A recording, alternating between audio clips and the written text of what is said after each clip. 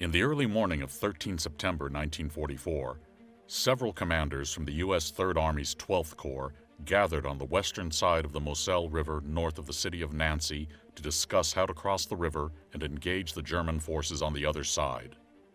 In the previous days, German counterattacks had drastically reduced the American bridgehead, and U.S. forces were unable to continue their efforts to pursue the enemy.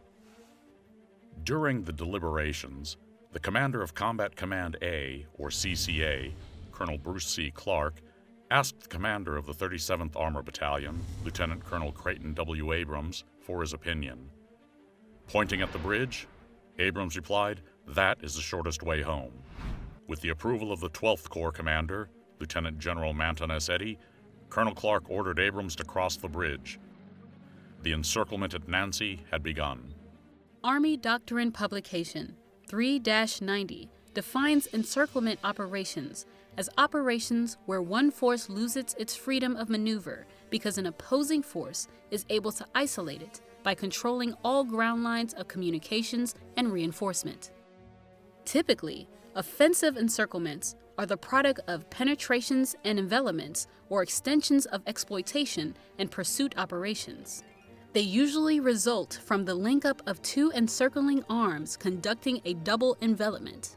The main area of operations for the encirclement was the Charum Trough, the swath of relatively unrestricted terrain straddled by Toul in the north and Epinal in the south. The Third Army referred to this area as the Nancy Gap. With both road and rail routes, the area possessed ample lines of communication and was ideal for its advance into Germany. Two main highways traverse Lorraine from east to west. In the north, near Metz, the highway joins Nancy with Saarbrücken and Mannheim. In the south, the highway joins Nancy with Strasbourg. Over the previous 60 days, the Third Army had enjoyed a tremendous amount of space to maneuver. However, the terrain in the region was about to change all of that. The Lorraine Plateau narrows as it approaches its eastern terminus. Hemmed in as it is by the middle and lower Vosges and the western German mountains, there is not enough room to accommodate a modern army in an advance on a wide front. Any advance east of the Moselle will tend to move diagonally toward the northeast on a constantly narrowing front. The entire Lorraine region was a formidable area to attack through, and the restrictive terrain separated and compartmentalized maneuver forces, severely limiting their ability to support one another. This topography limited Third Army's options during its offensive. Based on this, Third Army planned the operation in two phases. 12th Corps and 20th Corps were directed to seize crossings over the Moselle River as part of Phase 1. The second phase had the two corps advance abreast and seize crossings over the Rhine River. Simultaneously, the newly arrived 15th Corps would cover the southern flank of the Army. Despite these planning considerations, 3rd Army G2 neglected to account for the German forces in the area.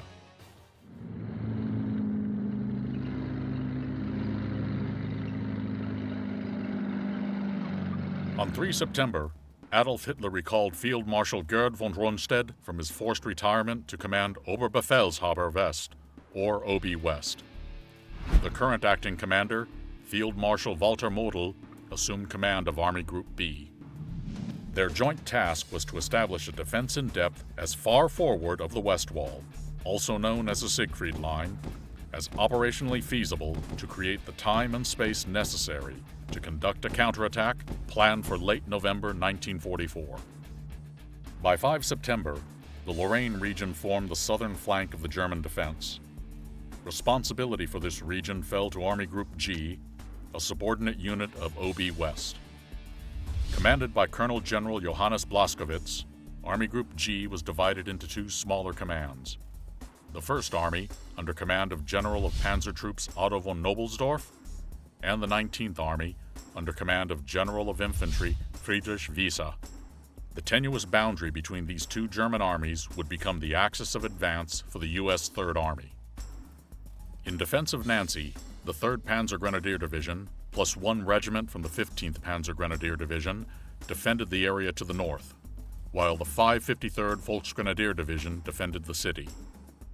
The area south of the city was occupied by the remaining regiments of the 15th Panzer Grenadier Division and a conglomeration of replacement and school troops belonging to the 1st Parachute Army.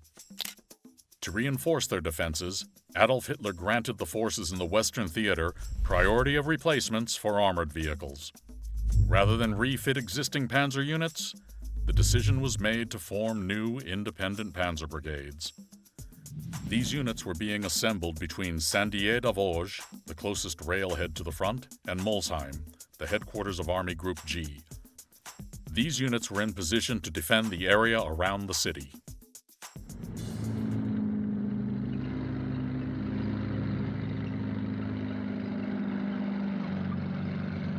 In early September 1944, the 80th Infantry Division and 35th Infantry Division established bridgeheads across the Moselle River. As the commanders planned the next offensive, the scouts of the 2nd Mechanized Cavalry Group patrolled the Nancy area up to the Moselle River. In this capacity, the 2nd Mechanized Cavalry performed a screening operation for 3rd Army's main body. A screen is one of 4 types of security operations. According to Army Doctrine Publication 3-90, security operations provide early and accurate warning of enemy operations and provide commanders with the time and maneuver space to develop the situation and react to the enemy. Security operations differ from reconnaissance operations in that security operations focus on the protected force or location, while reconnaissance operations focus on the enemy and terrain. The 4 types of security operations are area security, screen, guard, and cover. Screens provide less protection than guards or covers. Screens are defensive in nature and are accomplished by establishing a series of observation posts and patrols to ensure observation of the assigned sector. The screen force gains and maintains enemy contact and destroys or repels enemy reconnaissance units by conducting counter-reconnaissance. Effective screens require depth. Depth provides friendly forces the ability to delay, impede, and harass the enemy with indirect fires, causing them to deploy early, while preventing enemy forces from identifying, penetrating, and exploiting the screen. As long as they remain within supporting range of indirect fire assets, a unit may conduct a screen in all directions for a stationary protected force. Units perform a screen to the flanks or rear, but not in front of a moving force. With the 2nd Mechanized Cavalry Group's screen providing time, space, and protection, both 20th Corps and 12th Corps were able to transition back to the offensive. Meanwhile, with the hard-won bridgeheads over the Moselle River finally open, the 4th Armored Division's commander, Major General John S. Wood, directed his combat commands to pass through the bridgeheads, encircle the city of Nancy, and seize subsequent bridgeheads for the drive to Germany. In 1944, a U.S. Armored Division, such as the 4th Armored Division, was relatively small compared to other Allied or Axis formations. It consisted of 11,000 soldiers and 263 tanks, organized in 3 tank battalions, 3 battalions of armored infantry, and 3 battalions of self-propelled artillery. 3 task force headquarters, designated as Combat Commands A, B, and R for reserve, controlled a mix of fighting elements organized for specific tasks. An armored division also possessed an organic cavalry squadron, combat engineers, an air defense battalion, and an anti-tank battalion. The key weapons system in the 1944 Armored Division was the M4 Sherman tank, equipped with a 75mm main gun. Wood's initial intent was for the 2 combat commands, CCA and CCB, to pass through the 2 bridgeheads and maneuver toward the town of Château-Salon. There, the bulk of his combat power would link up in an encirclement of Nancy, trapping the better part of 3 German divisions. On 12 September, Colonel Clark, the commander of CCA, dispatched Troop D of the 25th Cavalry Reconnaissance Squadron, or CRS, to the 80th Infantry Division's bridgehead as a liaison to facilitate CCA's movement through the bridgehead the next day. The troop commander, Captain Charles Trover, and his unit conducted their movement and arrived in the early morning hours of 13 September. Coordinating with the liaison officer, He was told his troop would not be allowed to pass until all of the supporting artillery units were informed of the planned movement of friendly vehicles through the bridgehead. Finally, at 0400, the main body of CCA began its movement toward the bridgehead from its assembly area, located roughly 8 kilometers northwest of the Moselle River.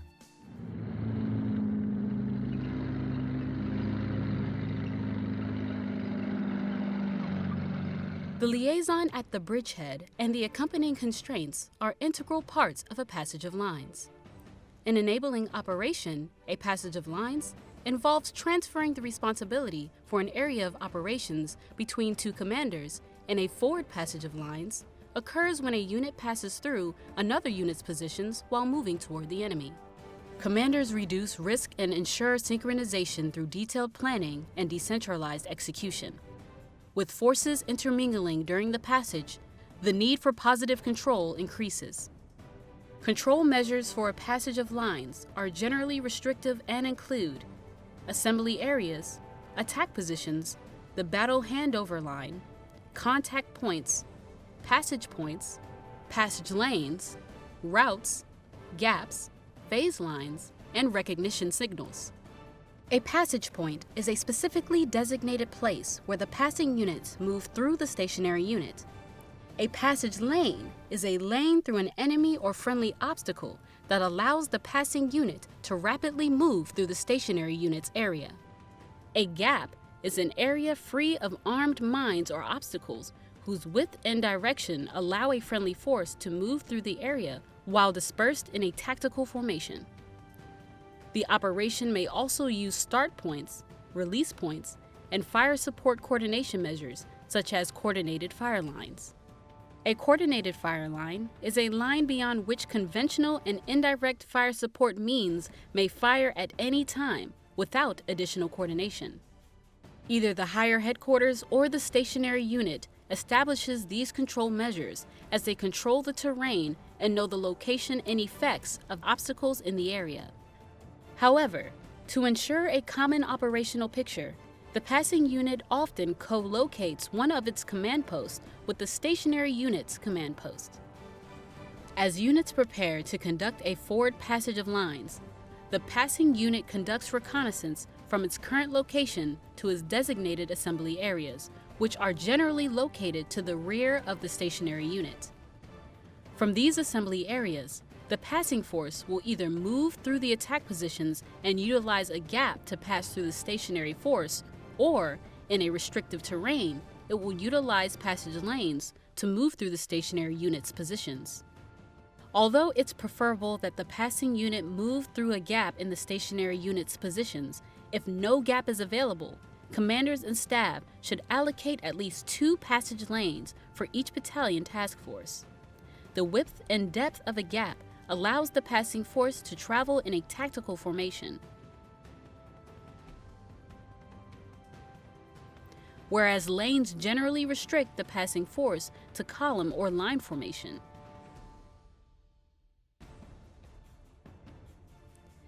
Detailed air defense and fire support planning is necessary as the passing units may move slowly and in column formation when utilizing passage lanes. Once a passage of lines begins, it occurs quickly. When possible, the operation takes place when the enemy has the least capability to detect it, such as at night or during periods of reduced visibility. The stationary force controls and secures the area of operations far enough to its front that the passing force can move through the stationary force and reform into a combat formation before making contact with enemy forces. In a forward passage of lines, this generally occurs between the forward line of owned troops, or FLOT, and the battle handover line. The battle handover line is a designated phase line where responsibility transitions from the stationary force to the passing force. The area between the battle handover line and the FLOT belongs to the stationary force commander, who may employ security forces, obstacles, and fires in the area. The stationary unit supports the passing unit before and during the passage of lines. The stationary unit clears any obstacles from the designated gaps, lanes or routes, and guides elements of the passing unit from the contact points through the passage points. The stationary unit provides direct and indirect fire support to the passing unit. Direct fire support ends after the passing unit has crossed the flot and deployed into a tactical formation. Once the passing unit commander assumes responsibility for the area of operations, that commander coordinates all fire support and also assumes control of fires forward of the battle handover line. The coordinated fire line may shift forward at this time to conform to the movement of forward security forces. There are two techniques for moving the passing force through the stationary force.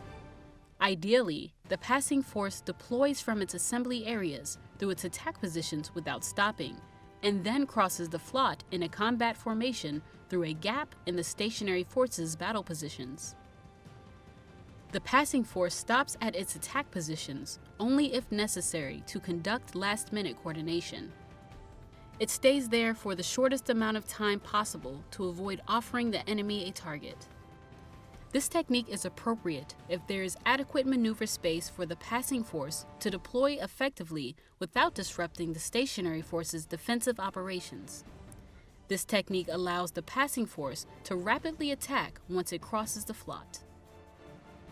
The other technique involves the passing force moving from its assembly areas to predetermined contact points with the stationary force.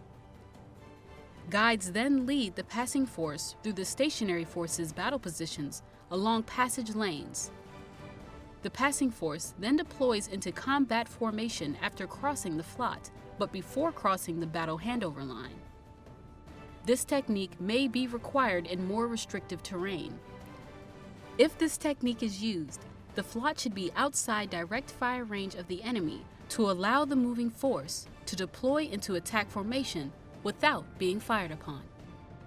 A passing unit's order of march is generally reconnaissance and security elements first.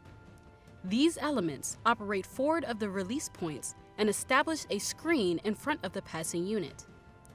The ground combat force moves next, followed by functional and multifunctional support and sustainment units. The passing unit's command post passes through the lines as soon as possible after the lead elements complete their passage and locates where it can best control operations.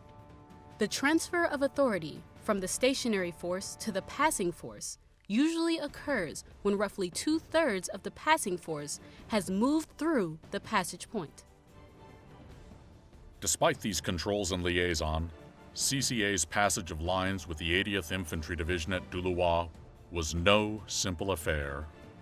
Just as CCA's liaison element was finalizing the passage plan, the Germans counterattacked along the perimeter of the bridgehead using a weakened Kampfgruppe from the 3rd Panzer Grenadier Division. The Germans penetrated the 80th Infantry Division's defenses along the northern side of the bridgehead so that by 06:15, they were close enough to engage the Americans with direct fire weapons. Finally, the crossing area commander released Troop D to pass through the bridgehead in an attempt to blunt the German attack.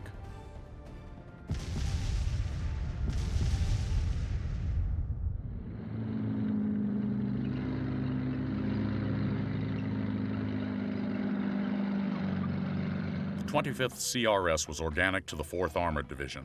The squadron consisted of 4 reconnaissance troops, a light tank company, an assault gun company, and a headquarters troop. The reconnaissance troops were made up of 3 platoons of 3 M8 Greyhound armored cars and 6 quarter-ton jeeps each. The Greyhound had 6 wheels and was armed with a 37mm cannon and a 50 caliber machine gun.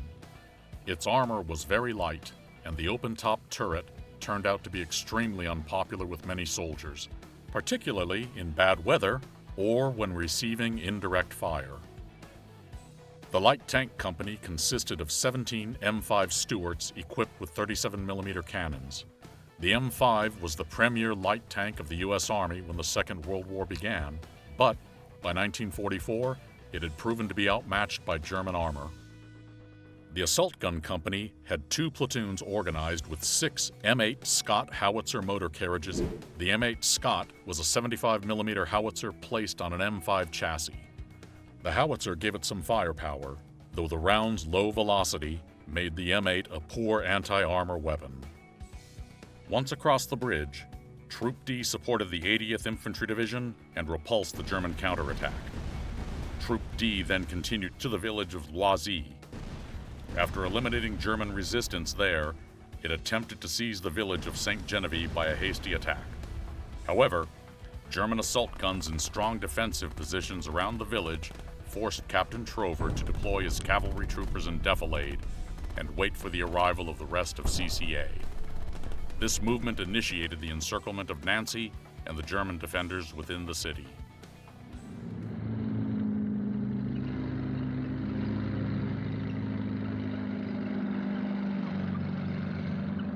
Offensive encirclement operations usually consist of two phases: the actual encirclement and the subsequent actions taken against the isolated enemy. The commander executing an encirclement operation organizes encircling forces into a direct pressure force and one or more encircling arms. Armor, mechanized infantry, aviation, air assault, and airborne units are especially well suited for use as an encircling arm, since they have the tactical mobility to reach positions that cut enemy lines of communications, thereby preventing relief, reinforcement, or escape. The commander assigns the outer encircling arms a security mission, an offensive mission to drive away an enemy relief force, or a defensive mission to prevent the enemy relief force from making contact with the encircled enemy force. The inner encircling arms remain oriented on the enemy and apply pressure while advancing parallel to the enemy's direction of travel. They attempt to reach defiles, bridges, and other critical points before the main enemy force reaches them. If the encircling force cannot outdistance the enemy, it engages the enemy force's flanks to force the enemy to fight under the most unfavorable conditions possible, ultimately in two or more directions simultaneously. As the inner encircling arms maneuver towards their contact point, the commander may establish a series of battle positions around the encircled enemy. The first phase of the encirclement is complete once enemy lines of communication are severed, generally after the two arms of a double envelopment complete their link-up. Offensive encirclement operations present unique command and control challenges and generally require careful control measures to prevent fratricide. To ensure unity of command, a single commander should direct the overall encirclement operation. However, each subordinate encircling arm requires its own headquarters. The encircling force headquarters may name one of its subordinate units as the headquarters for an encircling arm. Alternatively, it may create or designate a temporary command post, such as its tactical command post, to control one or more arms of the encirclement. Offensive encirclement control measures consist of boundaries between the outer and inner encircling arms. Commanders also establish contact points where the converging arms of the encircling force are required to make contact to complete the encirclement. Finally, they establish a restrictive fire line between the encircling forces and may establish a free fire area over the encircled enemy. A restrictive fire line is a specific boundary established between converging friendly surface forces that prohibits fires or their effects from crossing. A free fire area is a specific region into which any weapon system may fire without additional coordination with the establishing headquarters. Once enemy forces are encircled, Phase 1 of encirclement is complete.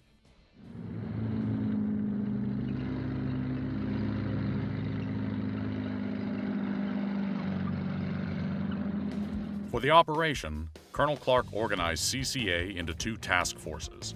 Task Force A consisted of the 37th Armored Battalion minus one company of tanks, but reinforced with an infantry company from the 53rd Armored Infantry Battalion and with direct support fires from the 66th Field Artillery Battalion. The second task force, Jacques, consisted of the 53rd Armored Infantry Battalion with the addition of a company of tanks from the 37th Armored Battalion. The plan for the encirclement directed that Troop D of the 25th continue to screen to the north, while Task Force A attacked the German forces attempting to contain the bridgehead. By 0800, they had driven the German assault gun unit from St. Genevieve. By 1615, the lead element of the 16-kilometer-long column had reached the town of Nomeny. Here, elements of the 553rd Volksgrenadier Division were guarding a motor pool, which included self-propelled guns. CCA destroyed nearly half the German vehicles before the remainder of the unit escaped to the south. The Germans employed roadblocks, small tank detachments, and anti-aircraft emplacements to impede the CCA's movement, which were quickly destroyed by the lead tanks of the column. Additionally, the soldiers of CCA used their organic indirect fire assets to kill or neutralize enemy fighting positions deemed too strong for the tankers to eliminate using direct fire. After completing the final phase of the first day's operations, CCA began to wheel to the southeast, setting itself in a mobile, circular formation known at that time as a coil. A coil is a formation used generally by small formations moving through hostile territory. When they conduct a short halt, what the units will do is they will have each vehicle face out in 360 degrees in order to provide security from all directions. By nightfall, U.S. forces were less than 5 kilometers from Chateau Salon, their first objective. By the end of the day, CCA's casualties were 12 dead and 16 wounded. CCA had exacted a considerably higher toll on the enemy. German losses included 12 tanks destroyed, 85 other vehicles, and 5 large caliber guns either destroyed or captured. Additionally, U.S. soldiers had captured 354 enemy combatants. While the main body moved down the road, 2 lighter forces were at work on both flanks. After CCA cleared towns along the route, Captain Trover maneuvered Troop D to the north. Moving adjacent to CCA, Troop D quickly destroyed or reduced roadblocks. That evening, Troop D conducted a stationary screen of the route. South of CCA, D Company of the 37th Armor Battalion conducted a similar screening mission. Equipped with M5 light tanks, it was ill-suited for direct engagement with German armor, so it was task-organized with the battalion's assault gun platoon. The company moved parallel to CCA's route of advance. Upon reaching the Say River, it discovered that the Germans had destroyed the 3 bridges. Additionally, the ground on the near side of the river was too marshy for armored vehicles. It then returned to its route of advance and seized a bridge over the river, east of Nomeny, and held it until relieved by a platoon from Troop D the next day.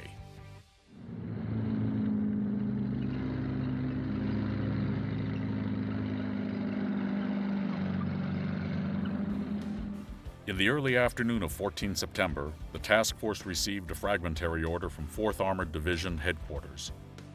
CCA was ordered to bypass Chateau Salon and seize the high ground in the vicinity of Arracourt to prevent German reinforcements from relieving the troops encircled at Nancy. CCA was then to make contact with CCB.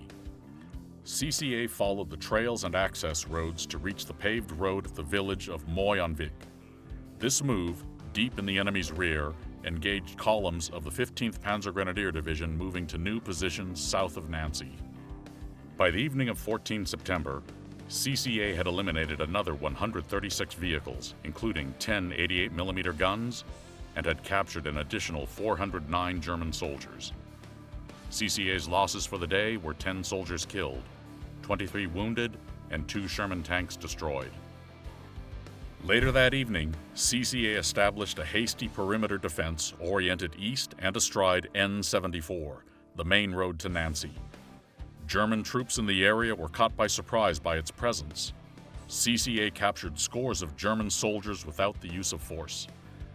Colonel Clark and his staff determined that the German defense lacked the depth that they had previously encountered.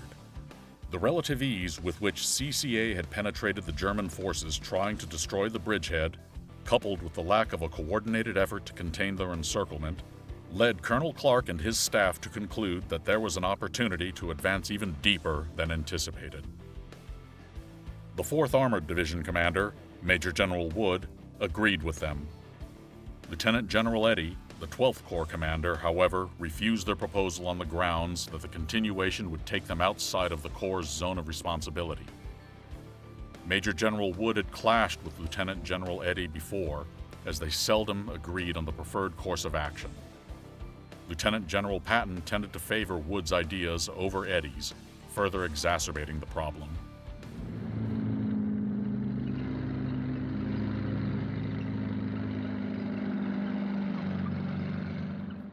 While defending the bridgehead, the 80th Infantry Division was hit with numerous, large counterattacks.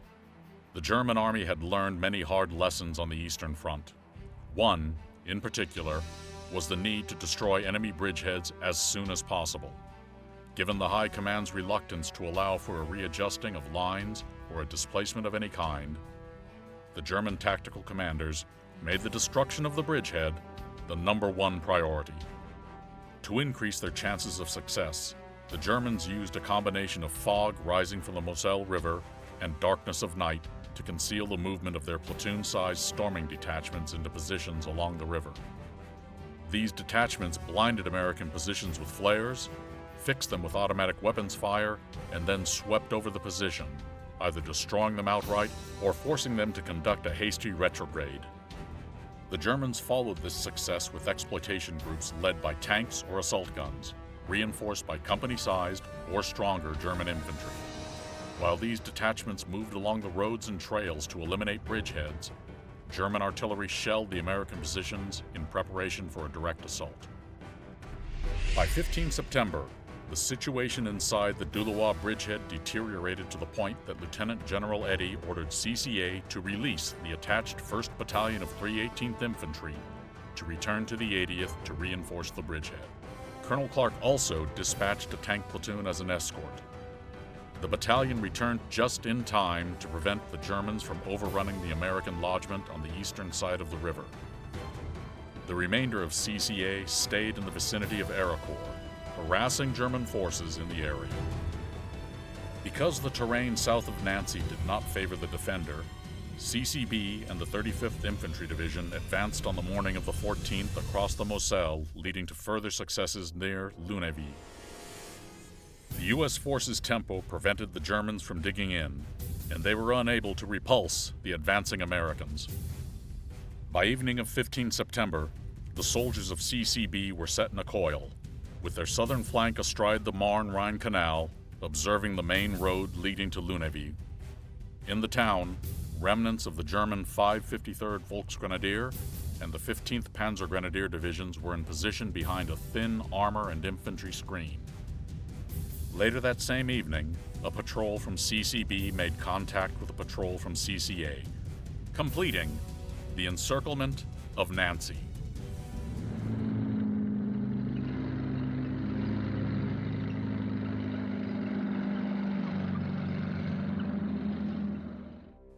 The second phase of an encirclement operation involves actions taken against an isolated enemy.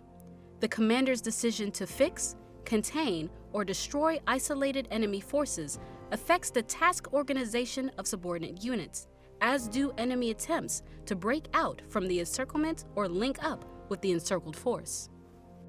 There are 4 techniques for reducing or destroying an encircled enemy force: the squeeze technique, the hammer and anvil technique, the wedge technique, and the escape route technique. The squeeze technique uses simultaneous coordinated blows on the enemy from various directions. The commander uses fire and movement together in a controlled contraction of the encirclement. As the enemy's perimeter contracts, the commander removes units from the inner perimeter and adds them to the reserve. This technique is effective against battalion or smaller enemy forces. The squeeze technique is likely to confuse the enemy and force the enemy commander to disperse combat power around the perimeter, thereby preventing the enemy from using their reserves in a decisive manner.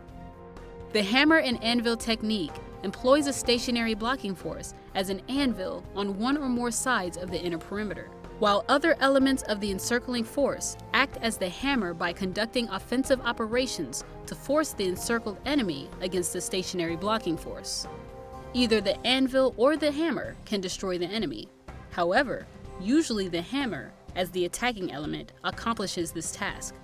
This technique is most effective when the blocking force is located on or to the rear of a natural terrain obstacle. The wedge technique uses a unit to divide enemy forces in the pocket while the rest of the encircling force remains in place. This technique allows the commander to concentrate against a small portion of the encircled enemy. However, the encircling force maintains pressure on the other encircled enemy forces to prevent them from reinforcing or supporting the threatened force. The unit dividing the pocket conducts sudden and swift attacks immediately after the end of supporting preparatory fires. The escape route technique involves leaving one or more gaps in the inner encircling arm to entice the enemy to attempt a breakout. Once the enemy starts moving and is no longer sheltered in defensive positions, that moving enemy force is more vulnerable to acquisition, attack, and destruction. With American combat power now behind Nancy, the city was occupied by elements of the 12th Corps on 15 September. While large numbers of German troops were either killed or captured, many German troops slipped away, enabling them to continue the fight because the encirclement was not completed with a larger force.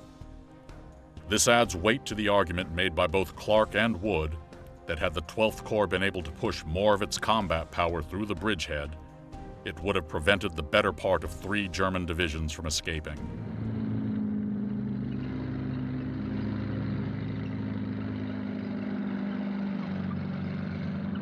Although on the defensive, the German army on the Western Front remained committed to regaining the initiative by launching an offensive at the first opportunity.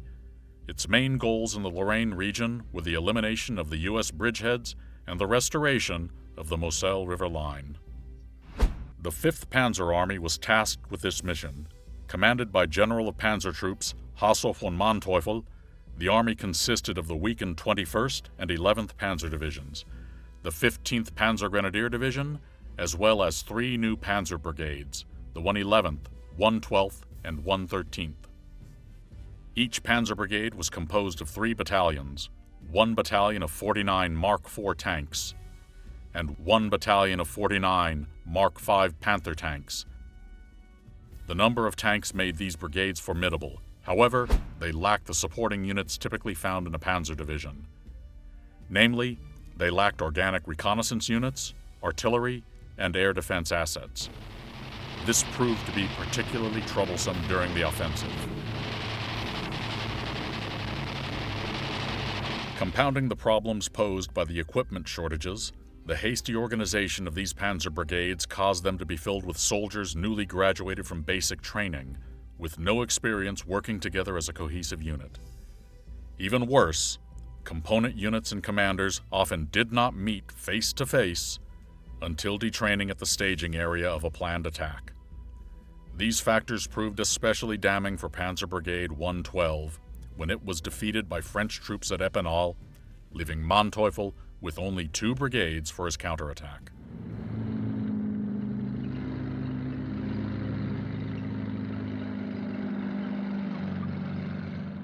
Early on the morning of 18 September, the lead elements of Panzer Brigade 111 attacked the 42nd Cavalry Reconnaissance Squadron.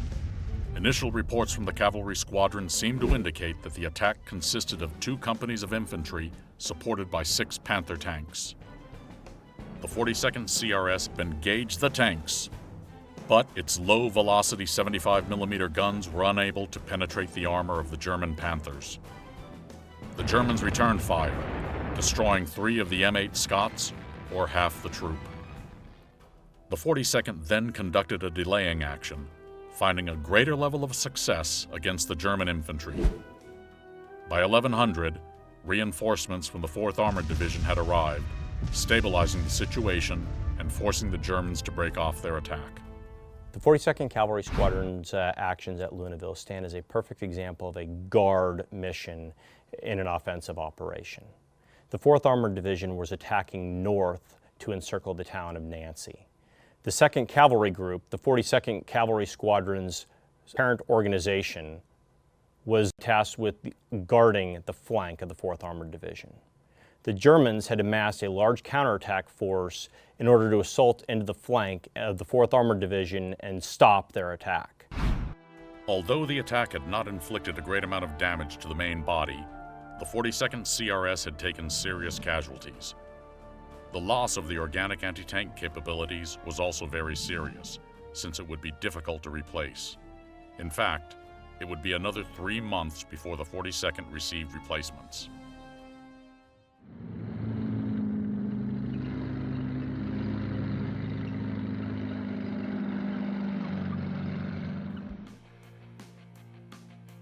As both American and German forces maneuvered around Luneville, neither recognized the other's disposition or objectives. With Panzer Brigade 111 stopped on the evening of 18 September, what the Third Army considered a skirmish was a major offensive for the Germans. While the 4th Armored Division continued to prepare for operations north of Luneville, the lack of German reconnaissance kept them unaware of the location and strength of the 4th Armored Division's assets. The Germans' failure caused them to alter their plans for the next day's operations. They would now attempt to clear the Arracourt area using the hammer and anvil technique. Panzer Brigade 111 would move from the south, while Panzer Brigade 113 would advance from the east. The Eastern Brigade would be the anvil, and the Northern Brigade would act as the hammer. Fear of Allied close air support caused the German forces to move at night through the Parois woods toward their planned assembly areas north of the Marne-Rhine Canal. Panzer Brigade 111's inexperience caused it to become so lost in the thick woods, it asked a local national for directions. The patriotic Frenchman sent the brigade in the opposite direction. This delayed its arrival in the assembly area well into the afternoon. Because of this, Panzer Brigade 113 attacked alone. However, it believed that fog and poor weather would conceal its movements. Shortly before midnight, CCA's observation post near Louzet detected the sounds of tracked vehicles moving in front of it. It called for indirect fire and the noises stopped. At 0730 on the morning of 19 September, the Assistant S3, Captain William A. Dwight, was traveling by jeep when he came upon a battalion of Panther tanks belonging to Panzer Brigade 113. Slipping away undetected, Captain Dwight was able to radio his battalion commander, Lieutenant Colonel Abrams, and inform him as to the size and composition of the enemy force moving in his direction. At approximately the same time, the light tank platoon from the 37th Armored Battalion had a brief encounter with some German tanks near Moncourt. Upon returning to the battalion command post and reiterating what he had seen, Captain Dwight was given a platoon from C Company, 704th Tank Destroyer Battalion, and sent to regain contact with the German armored column. Traveling back to the area of the previous encounter, the platoon engaged the column. Outnumbered 3-1, it took up a position in a depression to fight the Germans. Having been discovered, the German attack was unable to concentrate its combat power, leaving it susceptible to defeat in detail by the 4th Armored Division. By the end of the engagement, 3 of 4 American vehicles were temporarily disabled, but 8 German tanks were destroyed in the process. For the remainder of September, the Germans attempted to restart the offensive, but they were only able to mount small tactical engagements and were incapable of stopping U.S. momentum. After the fall of Nancy and Arracourt, the German goal of eliminating the bridgeheads was now well out of reach.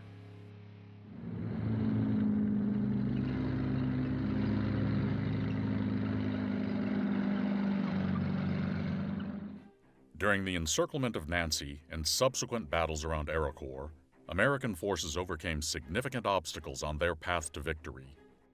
The weather wrought havoc on the use of Allied air power, preventing, in many cases, the Allies from using one of their strongest weapons during the encirclement and the subsequent German counterattack.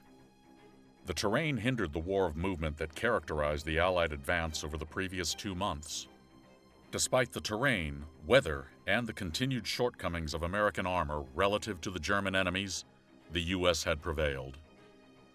The division and corps cavalry organizations made key contributions to the Allied victory. They provided invaluable information on enemy size and disposition, and when called upon, they were able to strike back at the enemy. Throughout the encirclement and battles around Nancy, Third Army showcased bold, creative maneuver at all echelons. Colonel Clark, Major General Wood, and the troops they led outperformed the German army in Lorraine. In the early fall of 1944, the soldiers of the 4th Armored Division showcased what armored doctrine could be.